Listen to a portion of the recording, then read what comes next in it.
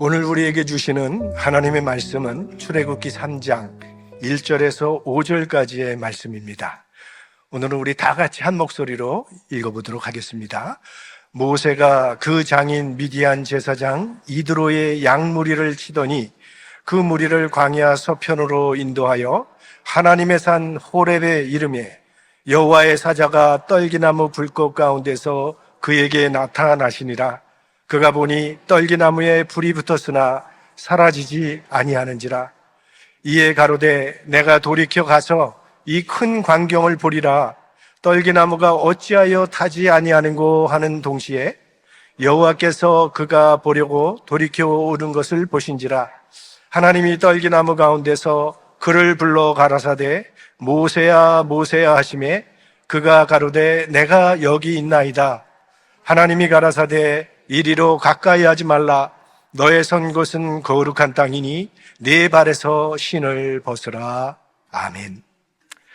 오늘은 2026년 새해 첫 주일입니다. 우리 새해에도 우리 하나님의 크신 은혜와 사랑이 여러분의 가정과 일터 가운데 가득하시기를 축원합니다. 사람들은 다 새로운 것을 좋아합니다. 이 새로움은 기대와 변화의 가능성을 열어주기 때문일 것입니다. 그래서 새로 전화가 나오면 전화를 한번 바꿔보기도 하고, 새로 자동차가 나왔다고 하면 그 자동차를 사서 타보기도 하고, 또 새 집으로 이사를 가기도 합니다. 그러니까 우리가 나이를 한 살 더 먹는 것 빼고는 대부분의 사람들은 이 새해가 되는 것을 기뻐하죠. 새로운 희망의 기대감 때문일 것입니다. 그러나 이 새해가 온다 할지라도 우리 삶에 아무런 변화가 없다면 새해는 숫자의 변화에 불과할 뿐입니다. 헬라 사람들에게는 두 종류의 시간 개념이 있다는 말씀을 드렸습니다. 크로노스와 카이로스라고 하는 두 종류의 시간. 크로노스는 객관적인 시간이죠. 과거와 현재와 미래로 이어지는 연대기적인 시간. 이 시간은 나와 아무런 관계없이 그저 흘러가는 객관적인 시간입니다. 내가 잠을 잘 때도 이 시간은 흘러가고, 일을 할 때도 흐르고 있고, 내가 아무 일도 안 하고 놀고 있을 때도 흘러가는 시간입니다. 이에 비해서 카이로스는 의미가 부여져 있는 주관적인 시간입니다. 내가 그 의무를 만들 수도 있고 그 의미를 저버릴 수도 있는 주관적인 시간이고, 이건 하나님과 관계된 시간이고 하나님께서 인정하시는 시간입니다. 창세기에 보면 노아 이전의 사람들은 평균 900세 이상을 살았습니다. 그러나 그들의 삶은 하나님의 관점에서는 기록할 것이 전혀 없는 크로노스의 인생이었습니다. 하지만 예수님의 33년이라고 하는 짧은 시간은 그건 다 카이로스였습니다. 모두 예수님의 시간은 하나님의 뜻을 이루는 시간이요, 하나님과 관계된 시간이었어요.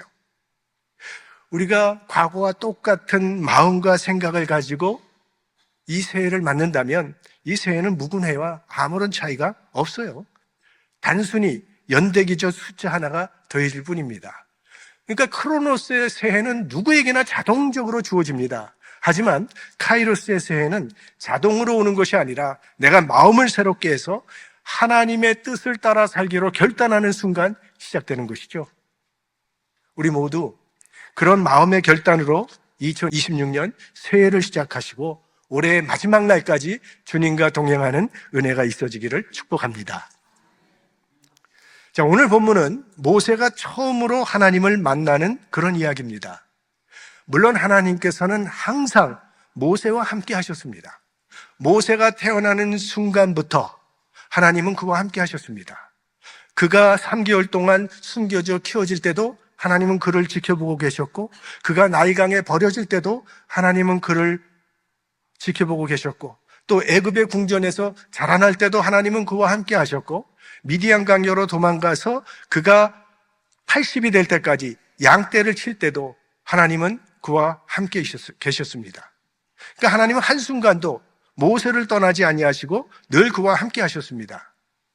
하지만 모세가 하나님을 직접 대면하여 만난 적은 한 번도 없었습니다. 그런데 드디어 모세가 하나님을 만나는 이야기가 오늘 말씀입니다. 그래서 이 만남은요, 모세의 인생의 전환점이 된 카이로스적인 만남입니다. 먼저 이 만남은 모세 개인의 인생의 전환점이 된 만남입니다. 이 만남이 없었다면 모세의 인생은 광야에서 양을 치다가 끝나는 인생이 되었을 것입니다. 그런데 오늘 이 만남을 통해서 모세의 인생에 하나님의 이야기가 시작되었기 때문에 이 만남은 카이로스적 만남이라 할 수 있습니다. 그러니까 한 인생의 진정한 변화가 일어나고 그 인생이 정말 가치 있는 인생으로 변화되려면 반드시 하나님과 인격적인 만남이 이루어져야 된다는 것을 보여주고 있는 것이죠. 바울은 다메섹 도상에서의 그 주님과의 만남이 그의 인생의 전환점이 되었고, 한 사마리아 여인은 우물가에서 주님을 만났던 그 만남이 그녀의 인생의 전환점이 되었었던 것입니다. 지금 이 자리에 계신 여러분들도 하나님을 이렇게 인격적으로 만난 경험이 있으시기를 소원합니다. 또한 오늘 이 만남은 모세 개인의 인생을 넘어서 인류 역사 속에 기억될 역사적인 만남입니다. 자, 이스라엘 백성이 애굽 땅에 있었을 때는 그들은 그저 노예 집단에 불과할 뿐이었습니다. 그런데 이제 모세를 통해서 그들이 출애굽 사건을 통해서 그들은 하나의 민족으로 우뚝 서게 되었고, 그리고 열방 가운데 여호와의 신앙을 선포하는 그런 택함 받은 백성으로 그렇게 서게 되었습니다. 그리고 결국 이 민족을 통해서 인류의 구세주 예수 그리스도가 오심으로 우리가 지금 가지고 있는 이 기독교 신앙에까지 이르게 되었으니, 출애굽 사건이야말로 이스라엘 민족이 역사의 무대에 등장하는 아주 결정적이고 역사적인 그런 순간입니다. 그런데 그 하나님의 역사가 오늘 바로 이 만남을 통해서 시작된 겁니다. 그러니까 이 만남이야말로 역사를 바꾼 만남이라 그렇게 말할 수도 있습니다. 자, 그런데 이렇게 중요한 이 역사적인 만남을 하나님께서 어떻게 시작하고 계십니까? 5절 말씀에 나오죠. 함께 보겠습니다. 하나님이 가라사대 이리로 가까이 하지 말라. 너의 선 곳은 거룩한 땅이니 네 발에서 신을 벗으라. 이 말씀을 가만 보시면 이거는 좀 모순적인 내용이 들어가 있는 내용입니다. 왜냐하면 하나님께서 모세를 가까이 오게 하시려고 멀쩡한 떨기나무에 불을 붙이시고, 또 그 나무가 불이 붙었음에도 불구하고 타지 않게 하심으로 모세의 궁금증을 유발시켰던 겁니다. 그래서 모세가 왜 저게 타지를 않는가? 그래서 저게 무슨 일일까 하고 가까이 오게 하신 거는 하나님이셨어요. 그런데 정작 모세가 가까이 오니까 가까이 오지 말라고 하나님께서 말씀하시기 때문에 이 말씀은 어떻게 보면 모순입니다. 우리가 성경을 읽다가 보면 무슨 말씀인지 의미가 잘 깨달아지지 않는 그런 말씀이 나옵니다.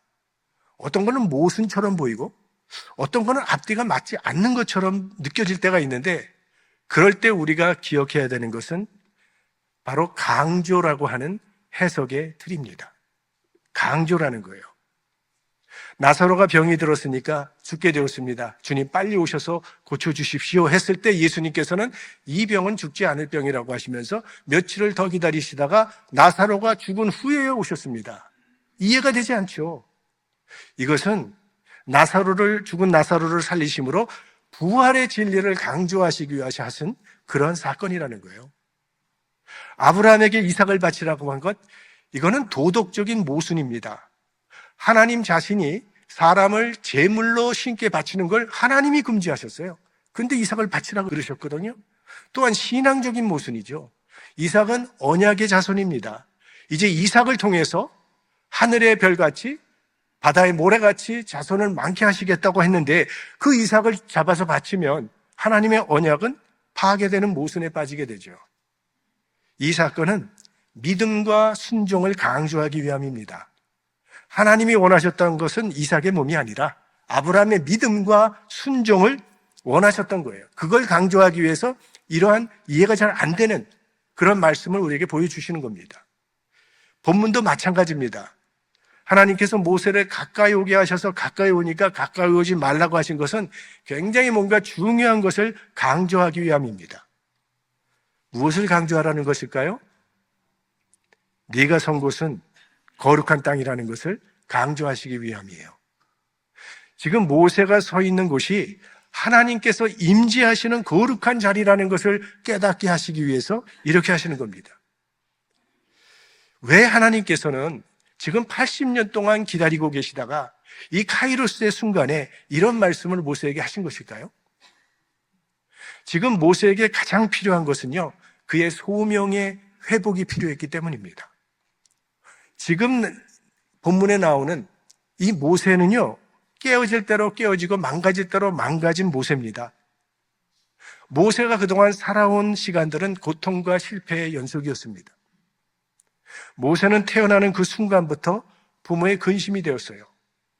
딸로 태어났으면 좋았을 뻔했는데 낳고 보니 아들이었습니다. 얼마나 슬펐겠습니까? 근심이 됐겠습니까? 그래서 3개월 동안 숨겨 키우다가 더 이상은 감출 수가 없으니까 갈대상자에 넣어서 나일강에 띄어보냈습니다. 만약 그때 바로의 공주가 그걸 보지 못했다면 모세는 그저 나일강에 빠져 죽었을 운명이었어요. 그래도 40대는 뭘 좀 해보려고 히브리 민족의 지도자가 돼보려고 했지만 동족에게 버림을 당하게 되죠. 또 애굽에서는 살인자로 이제는 추격받는 그런 사람이 되었습니다. 그래서 미디안 광야로 도망을 치게 되죠. 당시 애굽 사람들에게는요, 애굽의 경계 밖에 있는 이 광야는 죽음의 땅입니다. 그러니까 모세는 살려고 도망간 것보다는 차라리 죽고 싶은 마음으로 도망갔다고 생각하는 것이 맞습니다. 그리고 그곳에서 40년 동안 양떼를 치게 되는데 애굽인의 가치관에 있어서 이 목축업이라고 하는 건 가증한 것입니다. 그런데 모세는 40년 동안 애굽에서 그런 애굽의 교육을 받았던 사람이기 때문에 지금 모세가 양을 치고 있다는 것은 가장 비참한 일을 하고 있는 거예요. 한때는 애굽의 왕자로서 왕궁에서 살던 그가 양떼를 치며 의미 없이 살아가는 정말 노바디가 돼버린 거죠. 그래서 하나님께서 모세를 바로에게 가라고 명했을 때 모세가 뭐라고 그럽니까? 내가 누구간데 바로 앞에 가겠습니까? 나는 아무도 아닙니다. I'm nobody. 이게 지금 무너져 있는 모세, 깨어진 모세의 모습이에요. 그런 모습으로는 하나님이 원하시는 삶을 살아갈 수도 없고 하나님께서 그에게 맡기시는 역사를 이루어갈 수도 없어요. 그래서 이렇게 무너진 모세의 소명을 회복시키기 위해서 하나님께서 네가 선 곳은 거룩한 땅이라고 말씀하신 겁니다. 자, 그런데 지금 모세가 서 있는 이곳은 미디안 광야의 호렙산이라고 하는 곳입니다. 호렙산은요, 시원시원하게 자라난 나무 한 그루 찾을 수 없는 악성 토질의 땅을 갖고 있는 산입니다. 오늘 본문에 떨기나무라는 이야기가 나오는데 이 떨기나무는요, 사실 가시덤불입니다. 가시덤불. 그러니까 호렙산은 가시나무밖에 자라지 아니하는 쓸모없는 버림받은 땅입니다. 그런 땅을 왜 하나님께서는 거룩한 땅이라고 부르신 것일까요? 그곳이 하나님께서 모세를 부르신 소명의 자리이기 때문이에요. 하나님의 백성이 소명을 받아서 하나님의 뜻을 이루는 장소는 어디나 거룩한 땅이 된다는 그런 말씀입니다. 그곳이 내 가정일 수도 있고 내가 일하는 직장이 될 수도 있고 때로는 이 호렙산과 같은 광야의 자리가 될 수도 있습니다. 우리가 어디에 있든 그곳에서 하나님의 뜻을 이루고 있다면 그것은 거룩한 땅이 된다는 것입니다. 그런데 이 소명에 대해서 우리 한국교회, 한국교인들은 여기에 좀 문제가 있습니다. 소명하면 한국교인들에게 가장 먼저 떠오르는 것은 신학교예요. 그리고 목사가 떠오르고 선교사가 떠오릅니다. 그러니까 소명을 받았다고 하는 것은 소명받으면 신학교에 가서 목사가 되고 선교사가 되는 것이라고 생각을 합니다. 이건 아주 심각하게 왜곡된 소명관입니다. 이 소명에 대해서 이사야 43장 1절에 보면 분명히 나옵니다. 같이 보겠습니다. 내가 너를 구속하였고 내가 너를 지명하여 불렀나니 너는 내 것이라. 내가 너를 지명하여 불렸다. 이게 소명이거든요. 하나님의 부르심, calling, 이게 소명입니다. 하나님께서 우리를 부르셨다는 거예요. 그리고 그 다음에 뭐라고 하십니까? 내가 너를 불렀으니 너는 목사가 되라? 너는 선교사가 되거라? 아니죠. 뭐라 그랬습니까? 너는 내 것이라. 다시 말해서 소명은 특정한 직업으로의 부름이 아니라 관계로의 부름입니다. 하나님의 자녀로, 하나님의 사람으로 살아가라는 정체성으로의 부름이에요. 그러니까 무슨 일을 하든 어디에 있든지 하나님의 자녀로 살아가라는 것이 우리의 소명입니다. 모든 사람에게 주어진 소명이에요. 근데 어떤 사람들은 자신의 직업이 신앙적으로 좀 특별하지 않다고 해서 나는 소명이 없구나라고 생각하시는 분이 계신데, 소명은 직업의 문제가 아니라 정체성의 문제입니다. 그러니까 소명은 모든 삶의 자리에서 드러나는 우리의 정체성이에요. 내가 어떤 일을 하고 있느냐가 아니라 나는 누구인가라는 그 정체성이 우리 소명의 본질입니다. 그러므로 우리가 어떤 직업에 종사하든지 우리는 우리가 받은 소명을 따라 살아갈 수 있는 거죠. 그래서 마틴 루터는 신부나 목사가 거룩한 직업인 것처럼 농사를 하고 장사를 하는 것도 하나님의 뜻을 이루는 목적 속에서 똑같이 거룩한 직업이다 라고 말했던 겁니다. 직업은 언제든지 바뀔 수 있어요.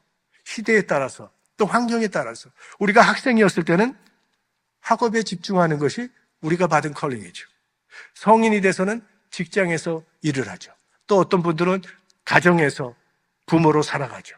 또 은퇴한 후에는 우리 다음 세대를 위해서 기도하면서 지혜와 믿음을 나누는 그런 자리로 부름을 받게 되는데, 우리가 어떤 시기에 있든지 어떤 일을 하든지 우리의 정체성은 변하지 않는다는 겁니다.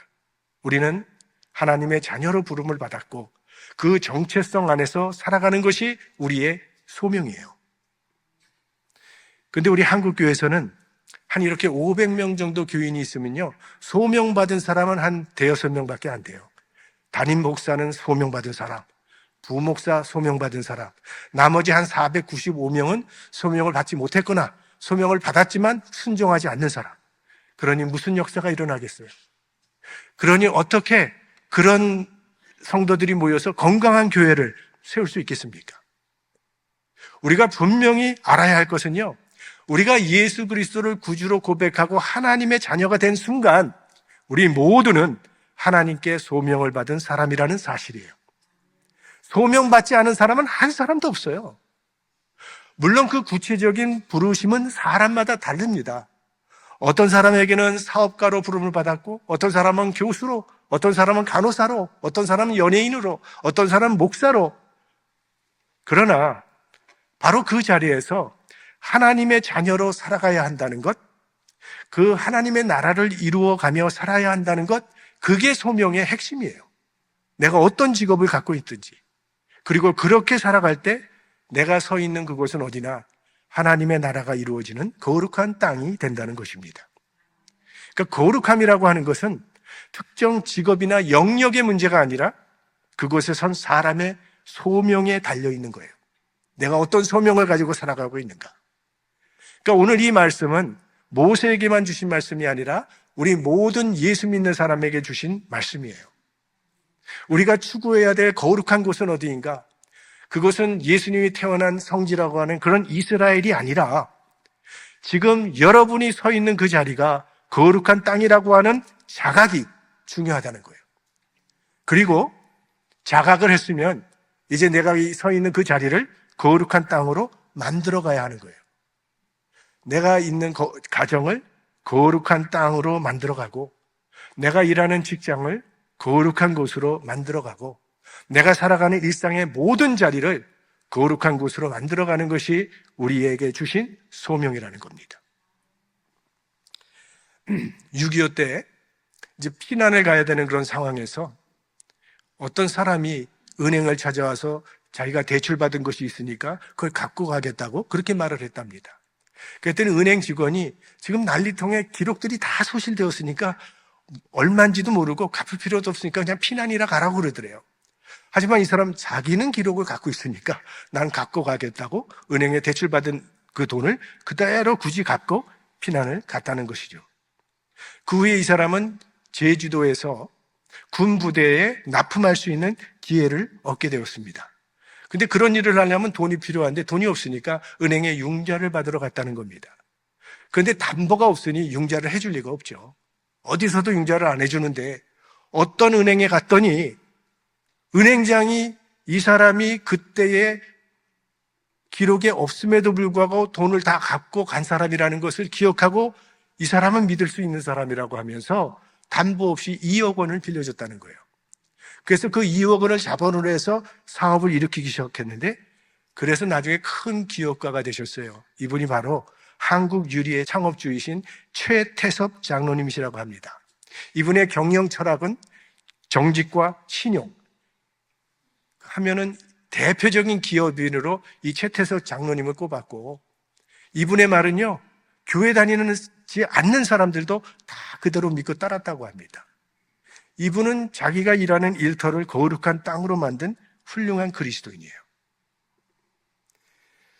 이처럼 지금 우리가 서 있는 그 자리를 거룩한 땅으로 만들기 위해서는 반드시 우리가 한 가지 필요한 것이 있습니다.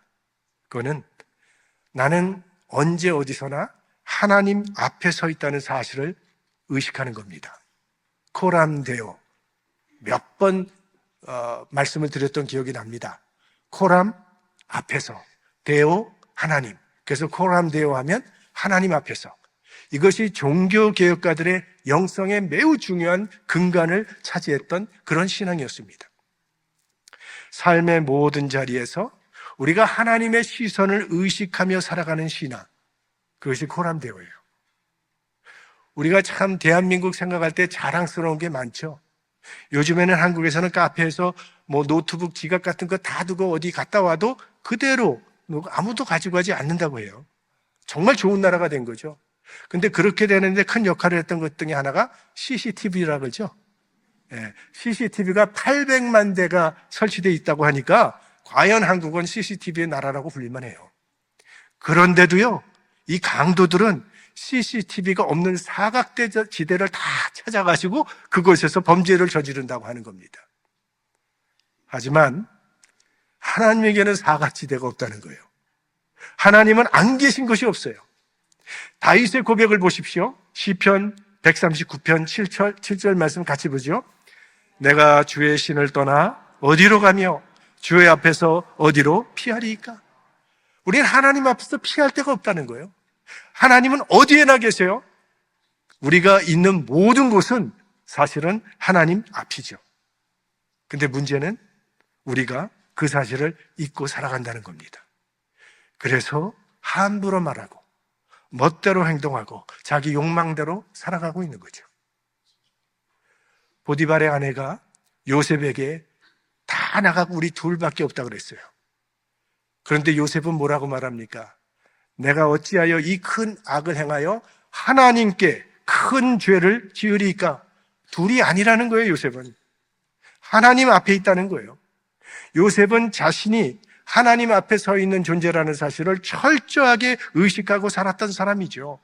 그러니 그가 있었던 곳은 거룩한 땅이 된 거죠. 하나님의 임재를 의식하게 될 때 우리의 말과 우리의 태도와 우리의 행동은 달라질 겁니다. 우리가 때로는 일터에서 열받는 일도 생기죠. 까다로운 거래처를 상대할 때. 그때도 하나님의 시선을 우리가 의식하게 된다면 그 자리는 하나님의 성품을 드러내는 거룩한 일터가 될 수 있을 겁니다. 남들이 보지 않는 곳에서도 정직을 선택하고 최선을 다해 업무에 임하면 그것은 하나님의 임재가 가득한 거룩한 땅이 될 것입니다. 내가 하나님 앞에 서 있다는 사실을 자각하며 살아갈 때 그곳은 어디나 거룩한 땅이 될 것입니다. 2026년 우리 새해에는 내가 서 있는 내 가정과 일터 그리고 삶의 모든 현장을 우리 하나님이 임재하시는 거룩한 땅으로 만들어 가시는 카이로스의 한 해가 될 수 있기를 주님의 이름으로 축원합니다.